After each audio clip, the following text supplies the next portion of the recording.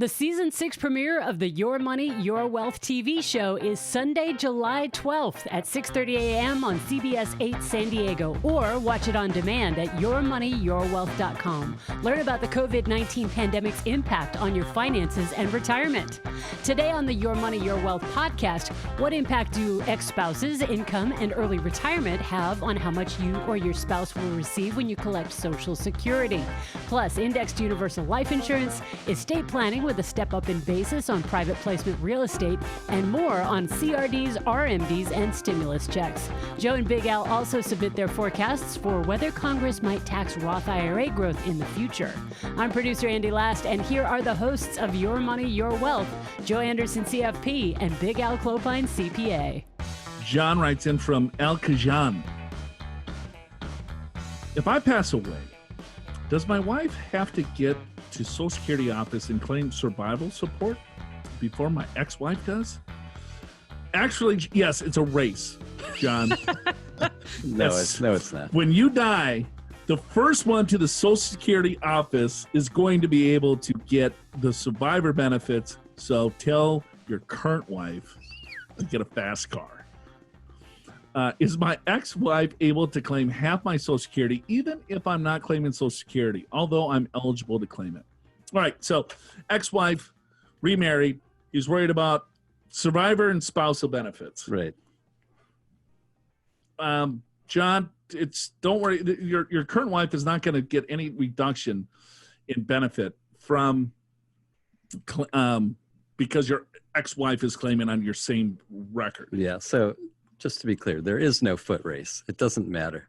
In fact, John, if you had been married 5 times for 10 years or more, and you got 4 ex-wives plus your current one, they could all get the same survivor benefit as long as they qualify. There's no family maximum on that. Right. So, and then can my ex-wife claim? Yes, if she's at full retirement age, she should be able to claim on your record, even though you haven't claimed. Your current wife cannot. Yeah, and that's, again, that doesn't affect your family limits or anything. If you had multiple ex-wives, they could all claim it. It doesn't affect your current wife. I'm 90% sure there in regards to her claiming benefit, even though he hasn't claimed. Because no, that is true. I agree with that. His current wife cannot, because he has not claimed his benefit for the spousal benefit I to agree trigger. with that. I think, but an ex-spouse will be able to claim a spousal benefit even though the ex-spouse has not claimed. Yeah, upon the ex-spouse's eligibility. Eligibility, yeah, 62. That's a true statement. Okay, very good. Fact check. But yeah, we get that quite a bit. It's just like, well, my ex-spouse can claim on my record. Yeah, it's not. I don't want that. No, I don't. This is my ex-spouse. I don't want that person. And what's so weird is your ex-spouse can, like, if they were married 2-3 times, they can keep changing to different ex-spouses year in and year out, depending upon who's better. Exactly. Yeah. Let's say you have one ex-spouse, and then and they have a higher benefit. Yeah. All right. So they're you take the higher of the two. They're claiming on someone else, and then you pass away, so your survivor benefit's better. So, we'll do that. And then the other person died, and his survivor's better, so they switch over to them. It's a funny world we live in there, John. But yeah, you don't have a foot race. There's no race to the Social Security. It's like, all right, honey. That'd be cool if there was, right? No, that'd be awful. Okay, honey, here I'm on my deathbed. It's like, okay, I want you to practice. Okay, let's get in the car really quick, fast. It's like I want you to be at the Social Security office. We'll be on a cell phone. Yes. And the nurse will tell you what I've got. Yes. I'll say my last wishes, and I'll say, okay, claim now. I'm going.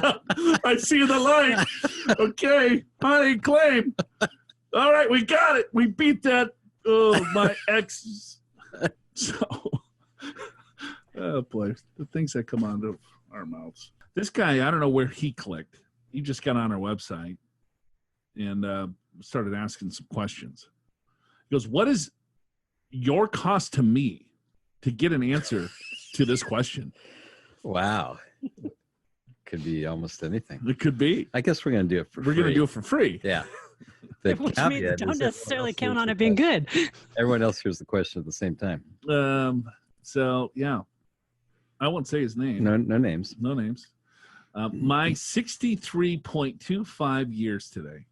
Old wife. I have to say that in the same breath. I should read these before we go on air.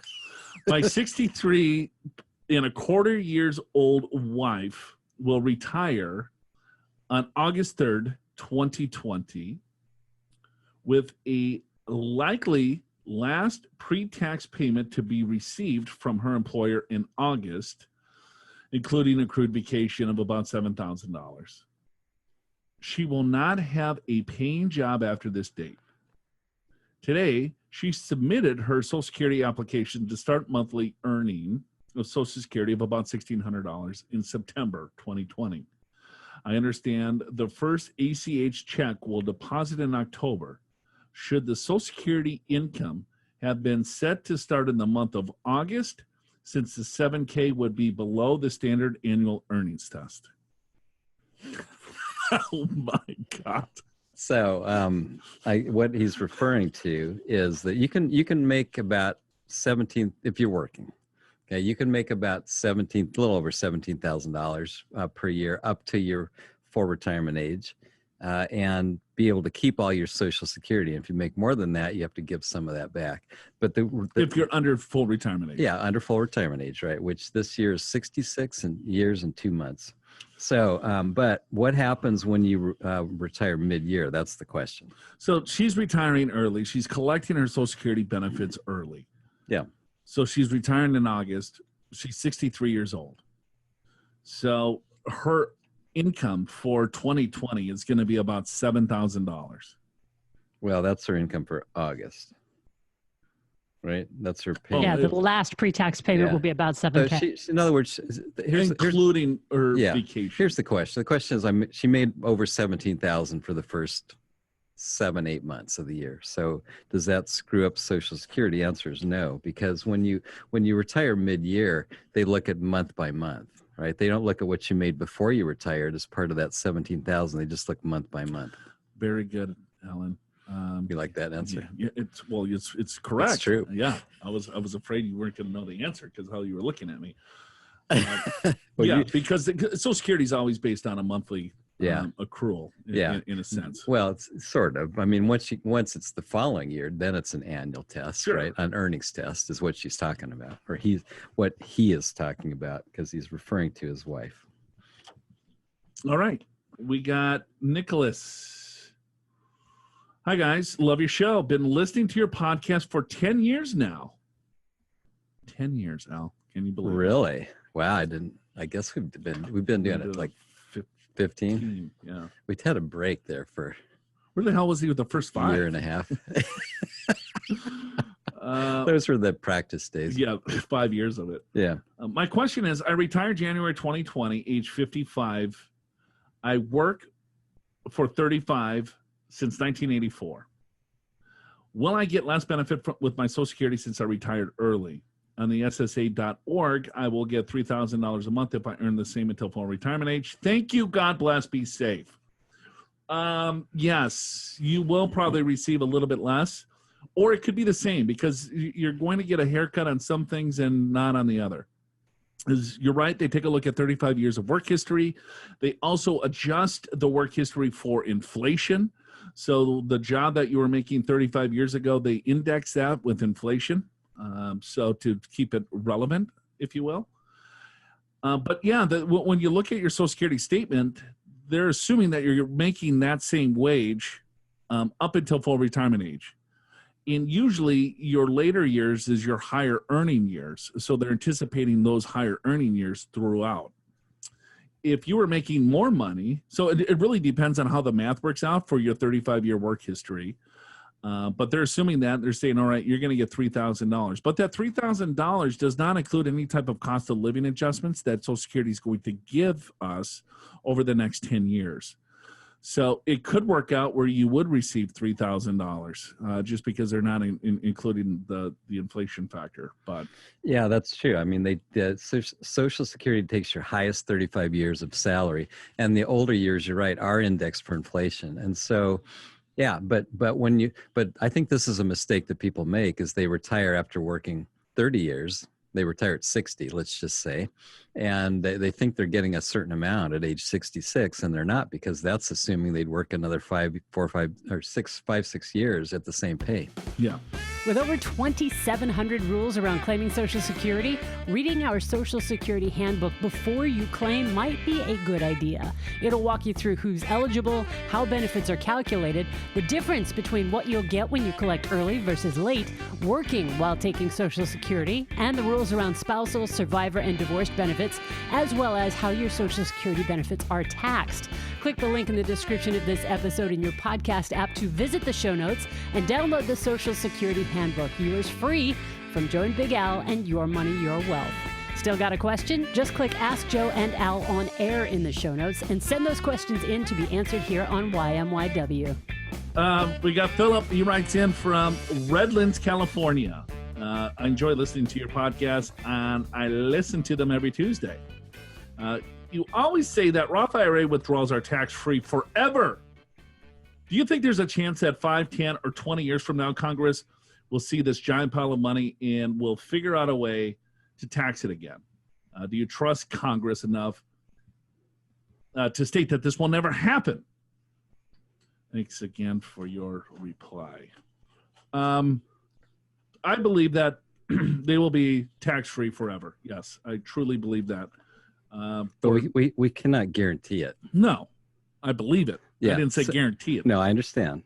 But it says, do you trust Congress enough to state that this will never happen? I don't like to use the word never. That's too final of a word.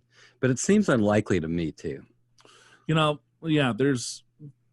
was Philip on our webinar? No, that was Todd. I was just thinking it was the same question. Yeah. The reason I remember that is because I have a brother named Todd. Yes. Thank you, Al. Yeah. Todd Manchester. Yeah. That's right. He already changed his name to Manchester. I want to do the same.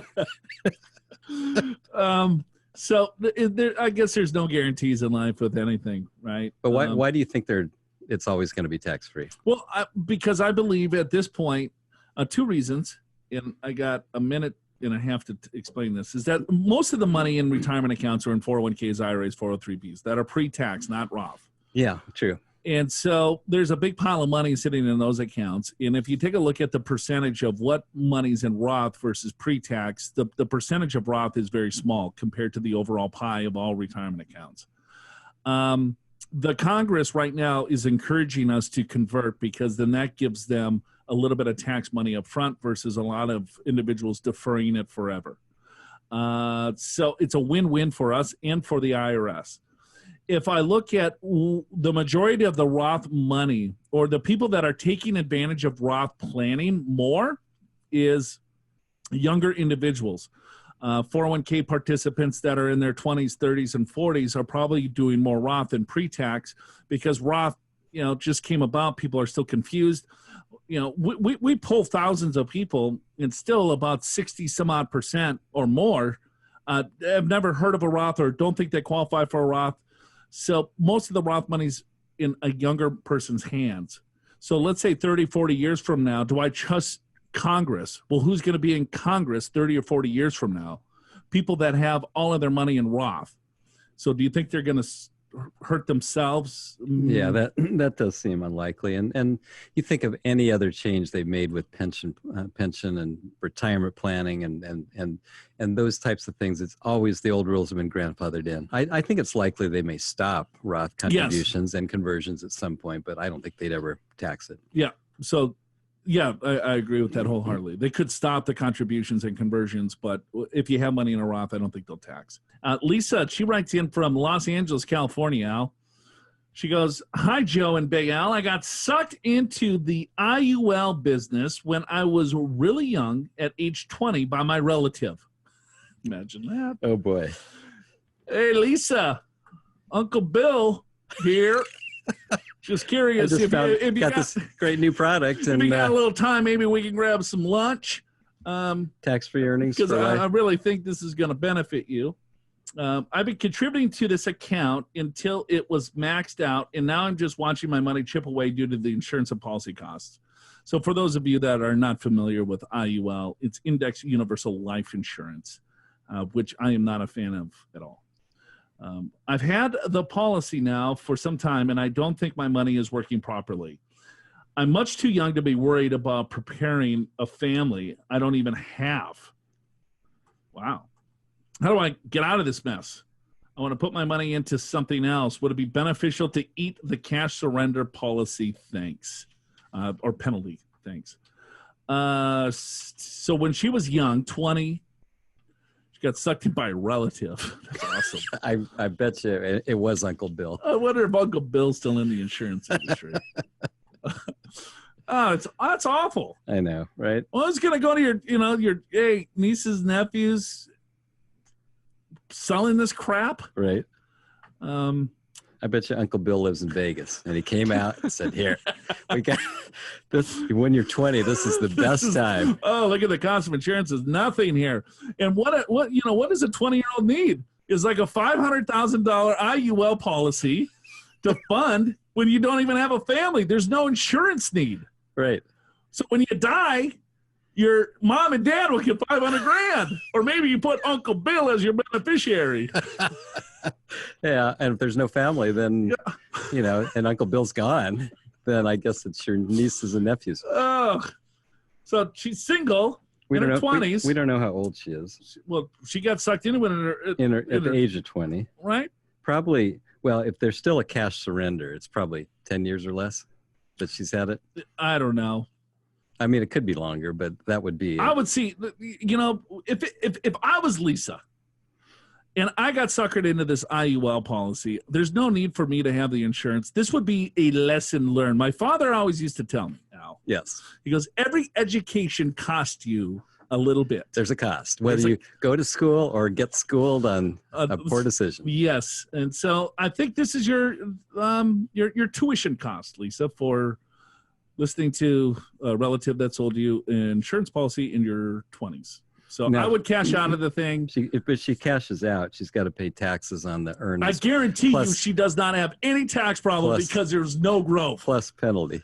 There's zero growth in this thing, as she says, because basically she's putting money in this IUL, and all of a sudden now the cost of insurance and policy costs and everything else is eating up her cash value. Yeah. So take a look at what she put into it versus what the cash value is now. I'm not going to guarantee you. You can't do that. But I would, if I were a betting man, I would say it's lower than her basis. So the account balance is lower than the amount of money that she totally put in. If that were the case, I would cash out, take it out, do something else with it. Start over. What if it's not lower? So what if there's some tax and penalty? Well, there wouldn't be any. Well, the surrender penalty is going to be probably the biggest one because that's the commission that. I agree. Right. I agree. That the relative made. Right, but on the gain, right? And if there were a gain, that she'd have to pay tax and a 10% penalty. It's not a 10%. It's not an IRA. It's an index universal life insurance contract. So there would be a surrender penalty to getting out of the contract, and there would be taxes on any gains, but I doubt there's any gains, and the gains will probably be minimal.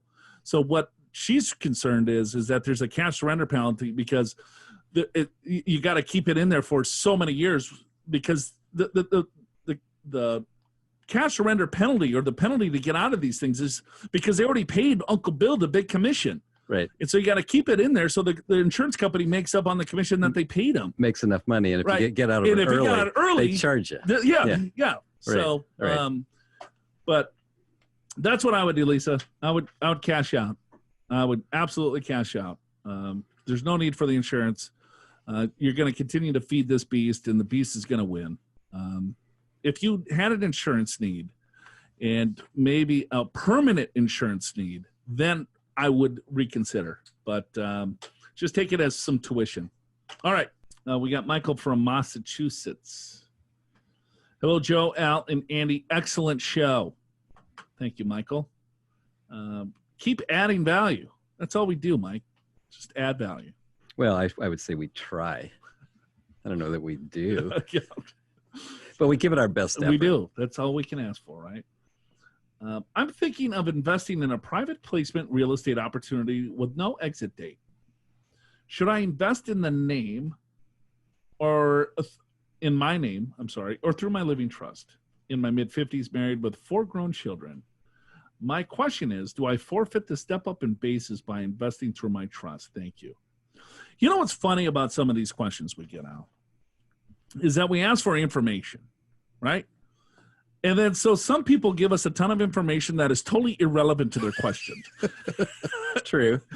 It's like, he's asking, should I name it in my trust or myself? Because he's worried about a step up in basis. But then, hey, I have 4 kids, 3 dogs, and an IRA. Yeah. And I'm married. And I drive a Ford. I do like to know what people drive. Yeah, you do. Because when they say I'm driving to work, I listen to you guys when I'm driving to work. I just want to visualize myself in the back seat of the car. Got it. Telling them about a private placement. And you're watching them listening to you. Yes. Got it. That's what you want to do. Yeah. That's my visualization. So why are you in the back seat instead of in the passenger seat? Because he likes to be chauffeured. Yeah. I like to, yes. Makes sense. Social distancing. Yeah. Right. With masks. Yeah. So anyway, put the investment in the name of your living trust. Yes. Because if you pass away, then that avoids probate, which is very important because probate, essentially there's costs of probate and it becomes a matter of public record and it takes longer to transfer assets to your heirs. So that's what the living trust helps avoid. And the step up in basis, there is no difference whether it's in a living trust or not. The only time there's a difference, Joe, is when there's an AB provision in a living trust. Well, if it's irrevocable. Yeah, well, right. But which becomes irrevocable if husband or wife passes on an AB split. Yeah, or yes. Okay, so let's say if a living trust has an AB provision in the living trust. Right. And so Michael here passes, and then those real estate investment that's named as a living trust at his passing goes into a B trust of the living trust. Yeah, so it gets a step up in basis at that time. At his death. Right, but then when spouse passes, there's not a step up in basis. That's when there's an AB provision, right? And so in most cases nowadays, there's not much need to have an AB provision unless you've got second marriage and different beneficiaries. Right. Yep. So for the most part, you don't want an AB trust. And so if it's a living trust, all that happens is the step up in basis occurs on the second person's passing. It actually occurs on the first person's passing. In a community property state, you get a full step up in basis. And in a non-community property state, you get a 50% step up in basis on the first spouse's passing and then a complete basis on the second one. You know how many times you've said basis in the last 30 seconds? A lot. And and it's like I'm having trouble with my front teeth and I can't even say the word because I'm listening to myself say basis. It's like, oh man, I got to get this tooth fixed. Yeah. It's bad. Gotta fix it. I've put some estate planning resources in the podcast show notes, including the YMYW TV episode on getting your estate plan in order. And did I mention that season 6 of YMYW TV begins this week? You can find out more at yourmoneyyourwealth.com. Also in the podcast show notes, you'll find the estate plan organizer. Make sure your loved ones have all the information they need in the event something happens to you.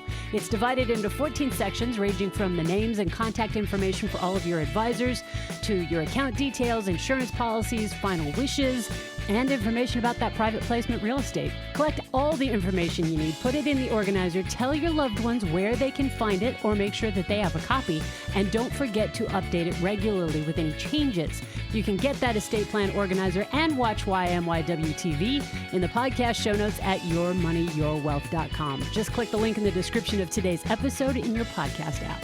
We got David from Allentown writes us back. Hey, Joe, Al, Andy, this is David from Allentown. One more time. Remember we were talking about David from Allentown? I do. You were going to be the president of Allentown? Yeah, I'm still thinking about it. Still thinking about moving to PA? If it were Allentown, Hawaii, I would be there.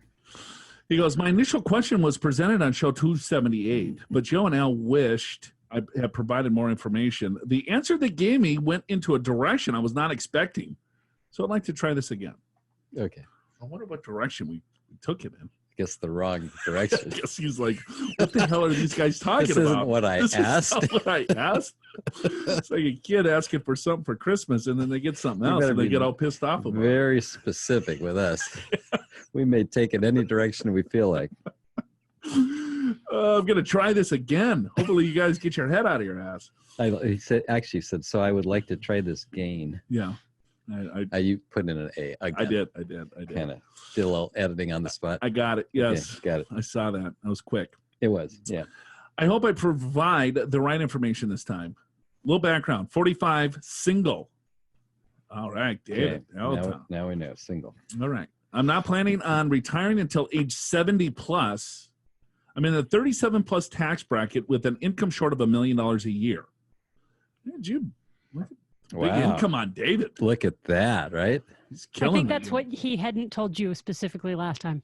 Yeah, that probably helps. What his income was, yeah. If you're making $1 million versus 50 grand, our advice might be a little bit different. Could be different. You're right. Just a smidge. Well, he did say he was in the 37% bracket before. I remember that. Maybe we were like, did he say he was deep in a high bracket? Oh, yeah. So that wasn't specific enough. Yeah. We need to know the figures. Yes. 7 figures or? He's modest, but not that modest. Because he came right back. Guys, I'd make $1 million a year. Come on. Hey, can you please put this on the next episode? My girlfriend, she'll be listed. She wasn't sure what that meant. Yeah, right. Yeah, when I was telling her, hey, they're talking about me, honey. And then she's like, well, I don't understand what the 37% tax bracket is. Yeah. So now he's got to come back and say, hey, I make $1 million a year. Make $1 million. So this is David from Allentown. Wonder how many Davids in Allentown make $1 million bucks. Probably narrow it down. We can narrow that down. Yeah. Well, she can. Yeah. Right. A year. Okay, I have a 403B and a 457 with about $250,000 each. I contribute the max every year. I also have a deferred compensation plan with about $75,000, an after-tax brokerage account of about $200,000, to which I'll add about $7,000 a month. I have a traditional IRA with zero balance that I used to do backdoor IRA conversions that has $15,000 in it. I started to do those after I learned that on your show 3 years ago. Okay, cool. All right, I just started. Okay, I qualify for a CRD. I do not need the money, but I would like to take the $100,000 out of the 403B where the investment options are very limited. I was planning to leave the money for a month or so in a bank account and then pay myself back the full amount into a traditional IRA, avoiding any taxes at this time. Is this strategy going to affect the ability to do a backdoor conversion in 2021? David, I thought we answered that, but we'll do it again. Is there anything else I should be doing for tax diversification? My retirement plan does not allow for after-tax contributions or in-service distribution. Thanks again for all you do. P.S. or P.D. What is P.D.? Police Department. I did fire my financial advisor. He was just collecting fees from insurance products. Ah, okay. Perfect. Right. All right. P.D. Post something. I think it's a misspelling, guys. Oh, okay. Really? It's not something new? Well, the D is next to the S on the keyboard, so probably. Got it.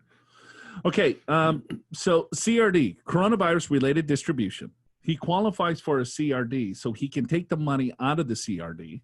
Take the money out of his retirement account. He wants to take it out of his 403B. Sure, to get better investments. To get better, yes. So you can absolutely take the money out and put it into a brokerage account, and then he wants to pay himself back. He has 3 years to pay himself back, and that would avoid any type of taxes that he would have to pay or at the 37% federal rate.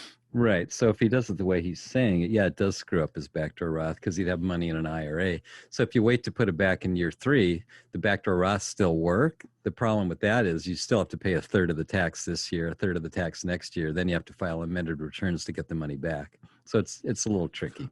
I still think our initial recommendation or idea for David is the way to go. And now it's coming back to me, which I think is what we said, is to do the CRD and put half in the brokerage account and then half in the IRA and convert the other half and use that money to pay the taxes. Yeah. Now, do some calculations for me. Okay. All right, because he's 45 years old. He's making $1 million a year. And he's maxing out his 403B and 457. So he's got $250,000 in each. So he's got $500,000 in retirement accounts, saving $40,000 into those accounts. So $500,000 present value, $40,000. Oh, he's saving into the Roth too at 6. So call it 46. Okay. Plus he's also saving $84,000 a year. Okay, so 46 and what did you say? 84. 84. Okay, so that's 130. Okay, so break that out again. So we're doing I want to go as retirement accounts to age 70. 25 years. But let's just do the retirement accounts first. Okay.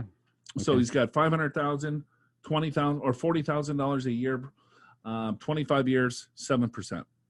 Okay. Starting at 540,000 years, 7%, 25 years. It's 5.2 million. $5.2 million in retirement accounts. Yep. Okay. He's going to put $7,000 a month into a brokerage account. Right. And he's going to do that for the next 25 years. Sure. And he's got a couple 100,000 there. Okay, we'll go with that. So that's 84,000. We'll start with a couple 100,000. That would be 6.4 million. All right. So then he's got 6.4 million in brokerage accounts. Correct. He's got $15,000 in a Roth, and he's going to put $6,000 a year into the Roth. Okay. 15 and 6. That would be, call it 500,000. Okay, so he's got $5 million in a retirement account. He's got $6 million outside of the retirement account. In a Roth account, he's got $500,000. Yeah, right. So the diversification is good from brokerage to tax deferred. Sure. But the Roth is very limited. Yeah. If he's at 45, he's already making $1 million a year, and he wants to work until age 70. I want to manage it. He's never going to qualify for a Roth as a contribution just because of the income. Yeah. I'm assuming he's probably a doc because 403B, 457 plans, maybe not. But I would do the conversion at 45 years old. I'd bite the bullet at 37% because it's going to be 39.6 and it could be a lot higher. Good. You're going to have millions inside of a retirement account, plus not to mention the deferred comp that he's got that he's putting another $75,000 in. So he's going to have a ton of money that is deferred that's going to be taxed at ordinary income in the future. If you believe that tax rates are going to go up, yes, you can take the CRD and put it into a brokerage account and pay the tax on it if you choose to. That's a third over the next 3 years. That would break out the tax. That will give you the diversification that you need. Or you can pay yourself back and put it into an IRA. But you're not going to be able to do backdoor Roth IRAs of only $6,000 because it's the pro rata rule. Because every $6,000 that you put in, you're going to have $106,000, right, of an IRA. 6,000 into 100,000 is what? Some odd 6%. Yep. Yeah. I was seeing if you could figure it out. Yeah, I needed my calculator real quick. So, but 6,106. Yeah. So it's a little less. So than that. But he's only going to be able to, if he does a backdoor Roths, he can still do it, but only 5 or 6% of it is going to be tax free. The other is going to be taxed at 37%. So he's going to be stuck in that bracket, or keep the money into the 403B that he doesn't like the funds. He's going to have very little money in Roth IRAs because of the income that he makes. He's 45, so he's super young. He's going to work for another 25 some odd years, right? I would pay the tax now. I would do a CRD. I would repay $50,000, right, into the IRA. I would have the other $50,000 into a brokerage account. So that gives you more money that you can convert because he doesn't have access to an in-service withdrawal or distribution. If he works for the same company or maybe the same hospital or wherever he works for, he's going to be stuck with that account forever. He can't take the money out until it's too late. Okay. I agree with all that, but I'm going to be David for a second and ask you a follow-up question. Yeah. Joe, I'm in the highest tax bracket.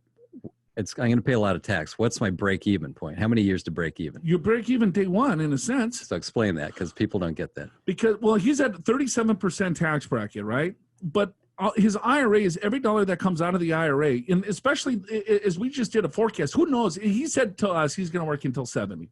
And with the amount of money that he makes and the amount of money that he's saving, plus he's single, right? And don't get married now, David. Without a prenup. Kidding. Because, Dave and I are similar in age. Oh, I thought you were going to say an income. Oh, no, David kills me in income. I just do this podcast. It'll take me 1,000,000 years to make that. Big Al, on the other hand, very similar in income. But no, you have to look at the net after tax of these retirement accounts. And it's going to be a giant account at some point. So pay the tax now, get it off the balance sheet, and then have 25 years of tax-free growth. Yeah, because people forget. So the $6 million that we just calculated. It's not $6 million. No, because you got to pay tax to pull that out. So it's really only worth 4 or 3, whatever your tax rate is. Yeah. So you have to look at it that way. Look at the after-tax effect. David, I know we went on a little goose chase there again. Hopefully this helps. And so thanks for the follow-up, and keep them coming, folks. We got Bob writes in from San Diego. He goes, my 88-year-old mother-in-law is having trouble finding out if she qualifies and when her check will come. I'm Stimulus, assuming, probably. Yeah. I mean, what check is you referring to? So first Social Security check.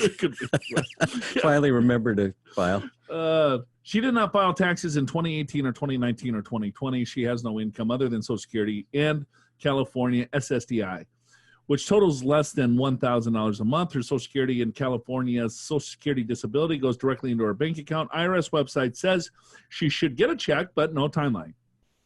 Can you comment on if she qualifies and when it may come for her? Do you know of any ways to contact the IRS to find out if she qualifies and when it may come for her? Well, Bob, what a good son you are, looking out for mom. Mother-in-law. Mother-in-law. Yeah. So he's referring to the rebates, the recovery rebates. The $1,200 check per person, which it sounds like she would qualify for. Yeah. And I don't know what the hierarchy is. I don't either, but what I've read is you don't necessarily have to file a return as long as you're receiving Social Security. And if it's going directly to her bank, that should be the same way it comes to her. I would actually go back in her last couple of bank statements. She may have already got it. She could have, right? and you don't know it. So that's one thing. But because let's say it's $1,200 and her Social Security is $1,000, so it's very close. So maybe that would be my first thought, is maybe she got it and you didn't realize it. But let's say she didn't get it. We'll answer his question. You go to the IRS website, irs.gov, and it's a button that's like check my payment or something like that. You click on that. You put in a little bit of information on your mother-in-law, like her name, Social Security number. You may want to do it with her to get her permission. Yes, privacy. Yeah, that's right. But on there, it'll tell you what the status is and when it's due, or whether it was already paid. I don't know. I could be making this up. You could? Okay, here we go. But I was listening to a podcast. Yeah. Was that Your Money, Your Wealth? No, I'd never listened to that garbage. There was. Is it possible that someone received the stimulus check in a debit card? I have not heard of that. Okay. You heard? My mother gets her Social Security on the debit card, and she was expecting that, and she ended up getting a check in the mail. Huh. So she was, because she was told, however it is that you receive your Social Security, that is also how you will receive your stimulus check, and that's not what happened for her. So. Yeah, I don't know the answer.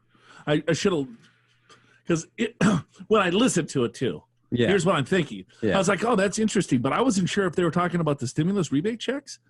And I was like, I should talk about that on the show. And I never went back and listened. I got it.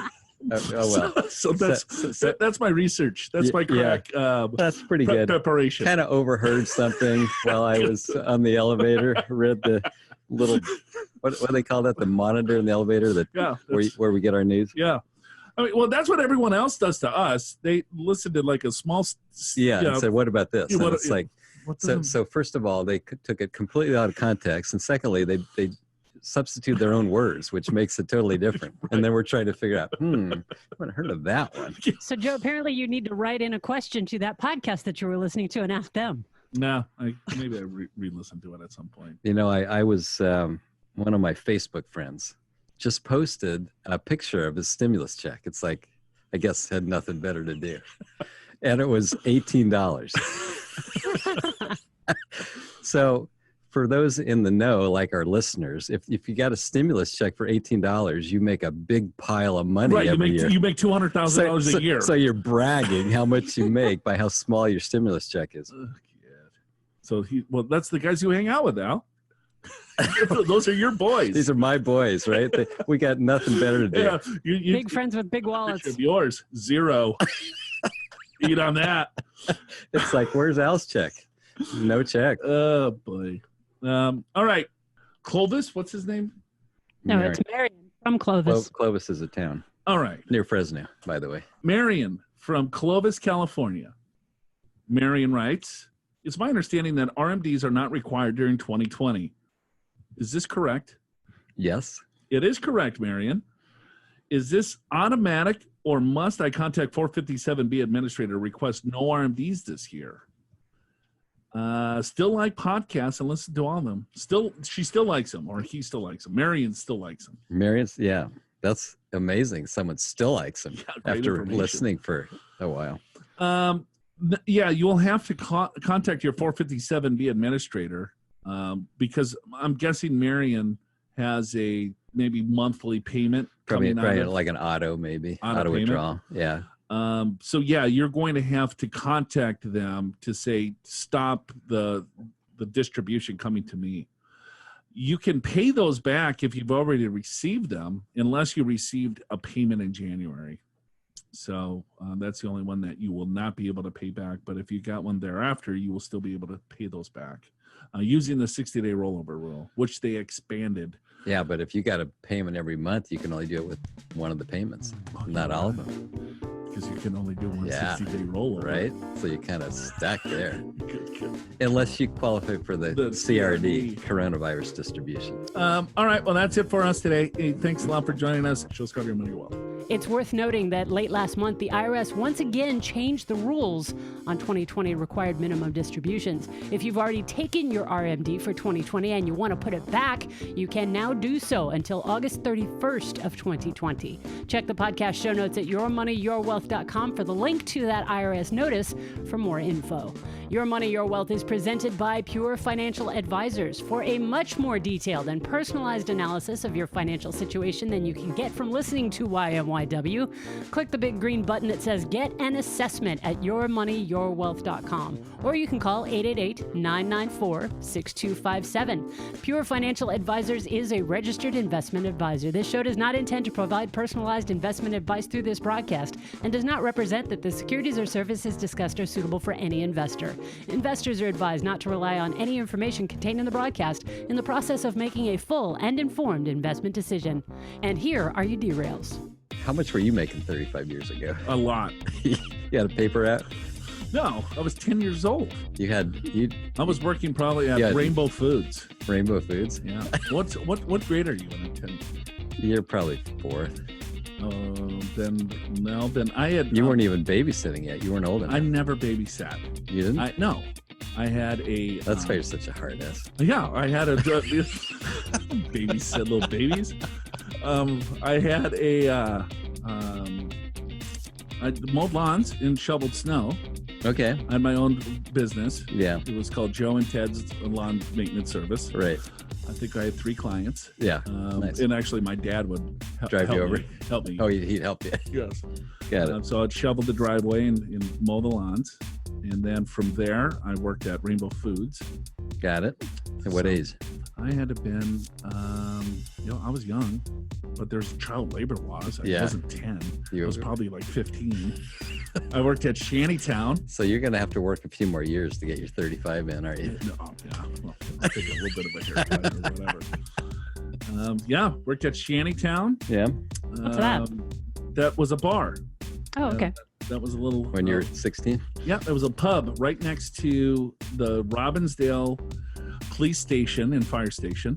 Ah. And there was a little beer and burger joint. Got it. And my dad would go there every Friday, and he was a regular. And he had, beers, and then the family would come, and we'd have burgers.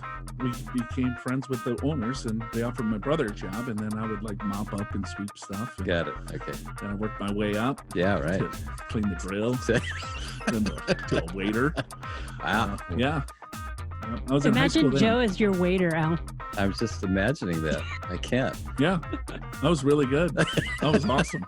One thing happened to me though. It was pretty traumatic. I was played football, high school football. Yeah. I thought I was really cool because we played at night, Friday Night Lights, right? Sure. And so I had a shield in my helmet that was like orange. So at night you could really see things. Oh yeah, night vision. Yeah, night vision. Yeah.